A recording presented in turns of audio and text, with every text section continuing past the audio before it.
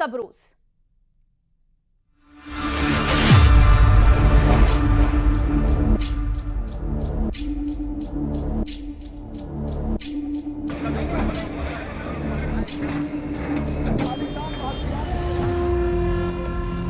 छांगुर के एक और अधर्म लोक पर बुलडोजर एक्शन।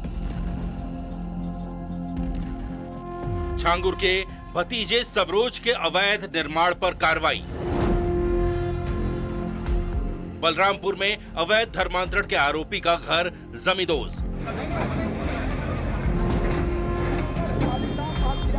यूपी के बलरामपुर जिले से बुलडोजर एक्शन की आई ये तस्वीरें उस शख्स के घर की हैं जिसके ऊपर अवैध धर्मांतरण का सनसनीखेज आरोप लगा। बलरामपुर जिला प्रशासन के 2 बुलडोजर छांगुर उर्फ जलालुद्दीन के भतीजे सबरोज के अवैध निर्माण को पल भर में जमींदोज कर दिया। पहला दीवार गिरा दिया गया है। यहाँ पर तस्वीरों में पहली दीवार गिर चुका है। देखिए यहाँ पर पहली दीवार गिर चुकी है। पहला दीवार गिरा दिया गया। दूसरा दीवार की तरफ देखिए लगातार बुलडोजर के द्वारा कार्रवाई की जा रही है। अवैध मकान बना हुआ है। आरोपी सरबोज का जो एफआईआर दर्ज है धर्मांतरण मामले में, जो 5वें नंबर का आरोपी है वो आरोपी सरबोज है। यूपी एटीएस ने बलरामपुर बस अड्डे से इसको गिरफ्तार किया सरबोज को कुछ दिनों पहले। दूसरे बुलडोजर से भी वार किया गया। यहाँ पर देखिए पूरी तरीके से धराशायी कर दिया गया। देखिए लगातार बुलडोजर यहाँ पर चलता हुआ। देखिए मकान पर लगातार बुलडोजर चलता हुआ। सबरोज अवैध धर्मांतरण कराने वाले गैंग के सरगना छांगुर का भतीजा है और वो धर्मांतरण मामले में दर्ज एफआईआर में 5वें नंबर का आरोपी है।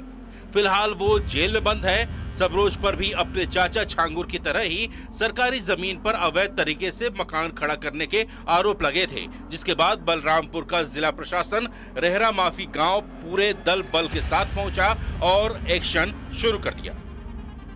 जितने भी आरोपी हैं अगर उनका मकान अवैध बना हुआ है तो इसी तरीके से जमींदोज होगा। पहले छांगुर का हमने देखा आरोपी का, अब आरोपी सरबोज, तीसरा भी आ सकता है। देखिए सरकारी भूमियों पर जो भी अवैध रूप से कब्जे किए गए माफिया या अन्य आपराधिक प्रवृत्ति के लोगों के द्वारा उनको सरकारी भूमि को निरंतर मुक्त कराने का अभियान चलाया जा रहा है और वो अभियान जारी रहेगा। सर जमींदोज हो चुका है पूरी तरीके से? हाँ, ये पूरी तरह से टूट चुका है। सबरोज का ये मकान था जो सरकारी भूमि में बना हुआ था और ये टूट चुका है। और आपको मैं बता दूँ कि ये पैतृक गांव है उनका और संवेदनशीलता के मद्देनज़र यहाँ पे काफ़ी भारी संख्या में फोर्स को भी लगाया गया है। एक कंपनी पीएसी लगाई गई है। इसके साथ साथ यहाँ पर हम लोगों ने 4 थाने की फोर्स को लगाया है। एडिशनल एसपी स्वयं यहाँ मौजूद हैं और उनकी देखरेख में ये पूरी कार्रवाई हम लोगों ने संपन्न कराया है। बलरामपुर प्रशासन के मुताबिक जांच में धर्मांतरण के आरोपी सबरोज का मकान अवैध पाया गया था। उसे पहले ही नोटिस दिया जा चुका था, लेकिन जब उसने अपने अवैध अतिक्रमण को नहीं हटाया तो प्रशासन के बुलडोजर ने उसे थोड़ी ही देर के एक्शन के बाद हटा दिया। केवल आरोपी जलालुद्दीन उर्फ छांगुर का ही अवैध मकान धराशायी नहीं किया गया है, बल्कि उसके भतीजे आरोपी सरबोज का अवैध मकान को भी प्रशासन ने धराशायी कर दिया। इस वक्त हम बलरामपुर के रेहरा माफी गांव में हैं और यहां पर आप देख पा रहे हैं जमींदोज हुई ये मकान, ये दरअसल सरबोज की ये मकान है। और इस मकान को आप देखिए, यहां पर मकान हुआ करता था लेकिन अब केवल मलबा ही मलबा आपको दिखेगा। मलबा इसलिए दिखेगा क्योंकि ये मकान अवैध तरीके से बना हुआ था और सरकारी जमीन पर बना हुआ था जब ये जांच हुआ। और दरअसल जो सरबोज है, आरोपी सरबोज का जो नाम है वो धर्मांतरण मामले के आरोपी में 5वें नंबर पे है। तो यानी अभी बलरामपुर धर्मांतरण मामले में और भी आरोपियों के घर पर बुलडोजर चल सकते हैं।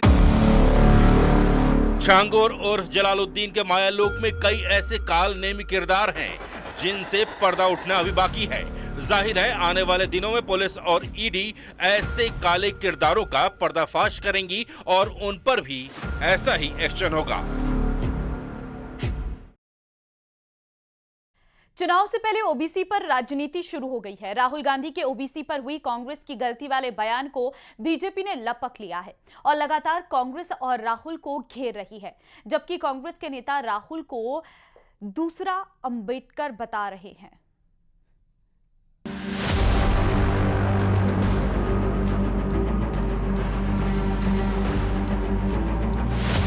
चुनावी समय आता है तो जाति की बातें लगती है, मान अपमान, पिछड़ापन, इतिहास, आरक्षण और जाति जनगणना, हक और भागीदारी की बातें होने लगती हैं।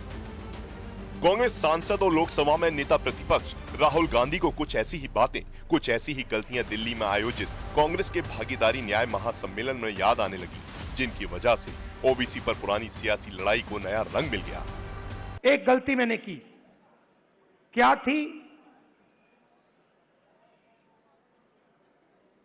जो ओबीसी वर्ग है उसका जिस प्रकार से मुझे प्रोटेक्शन करना था मैंने नहीं किया।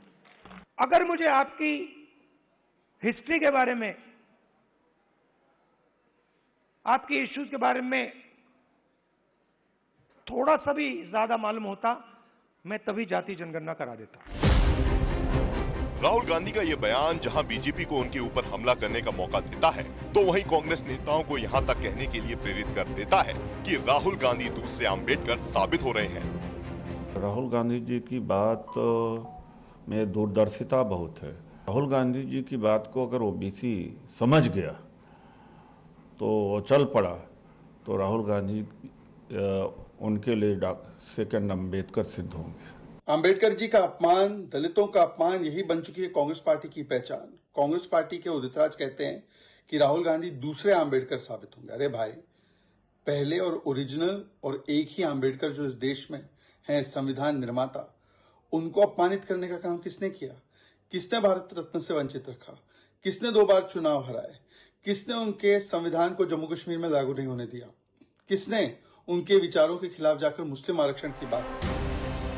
अब बात ओबीसी की आई है और जाति जनगणना के साथ ओबीसी की हिस्सेदारी और भागीदारी की आई है, तो एनडीए सरकार के दावे हैं कि उन्होंने कांग्रेस की पिछली सरकारों से ज्यादा काम किया है। तो वहीं कांग्रेस किसी तरह से केंद्र सरकार के जाति जनगणना के फैसले पर सवाल उठाकर अपनी उपस्थिति जताती हुई नजर आती है। जब पूज्य बाबा साहेब आम्बेडकर जी आरक्षण दिए थे, उसकी पुरजोर विरोध नेहरू जी ने किया था। उनकी सुपुत्री, देश की पूर्व प्रधानमंत्री इंदिरा गांधी जी ने भी उसका विरोध किया था। कांग्रेस पार्टी पीढ़ी दर पीढ़ी रिजर्वेशन के खिलाफ है। घोषणा तो बहुत करती है ना मोदी सरकार, ये तो दिक्कत है इनके साथ। वास्तव में अब जनगणना की घोषणा करिए, कब होगा, किस आधार पे होगा और क्या मापदंड होंगे, सिर्फ लोगों की जाति जानने के लिए हम नहीं चाहते हैं। एक कॉलम में ऐड कर दीजिए कि किस जाति का, हमें पता है कौन किस जाति का है। बीएसपी की मायावती तो यहाँ तक कह गई कि अगर कांग्रेस ने शोषित और वंचितों की समस्या को समझा होता तो बीएसपी का जन्म ही नहीं होता। देश के करोड़ों शोषित, वंचित व उपेक्षित SC/ST समाज के प्रति कांग्रेस पार्टी का ऐसा ही दुखद व दुर्भाग्यपूर्ण रवैया लगातार रहा है, और जिस कारण ही इन वर्गों के लोगों को फिर अंततः अपने आत्मसम्मान व स्वाभिमान तथा अपने पैरों पर खड़े होने की ललक के कारण अलग से अपनी पार्टी बहुजन समाज पार्टी यहाँ बनानी पड़ी है। दरअसल ये सिर्फ जाति के आधार पर हुए भेदभाव के इतिहास की बात नहीं है, बल्कि उस इतिहास की बुनियाद पर आजाद भारत में सालों से चली आ रही सियासत को वोट में कन्वर्ट करने की वही कवायद है। ओबीसी आदि आबादी का हिस्सा है, लिहाजा उनकी हिस्सेदारी और भागीदारी सियासत का अहम औजार बन जाती है, जिसमें हर राजनीतिक पार्टी अपना हिस्सा तलाश रही है।